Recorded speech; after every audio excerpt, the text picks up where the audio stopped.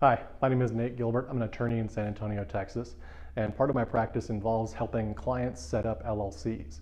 And one of the big steps that we discuss a lot between attorney and clients is the setting up of the operating agreement. Now in Texas, you're not necessarily required to have an operating agreement for your LLC. If you register your LLC and you have your certificate of formation, that's enough for the LLC to exist by law. And then any of the functions of the LLC would be governed by the Texas Business Code. But I always advise, always to have an operating agreement for your LLC. When you have that operating agreement, that's a contract between you, the member or the manager, and the rest of the members and the LLC itself. And you're promising that LLC to function as a business manager and to manage that business effectively and efficiently.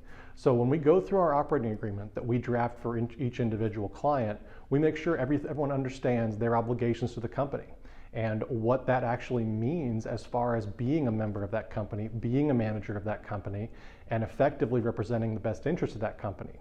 So when you want to make any kind of move, make any kind of business decision with the LLC, you need to consult that operating agreement and making sure that you're not in breach of that operating agreement because, like I said, it is a contract. It's a contract between you and that company. And if you make some kind of decision, you make some kind of move that is contrary to what it says in that operating agreement, you can find yourself in breach of the contract. And that's not a place we want to have our clients be.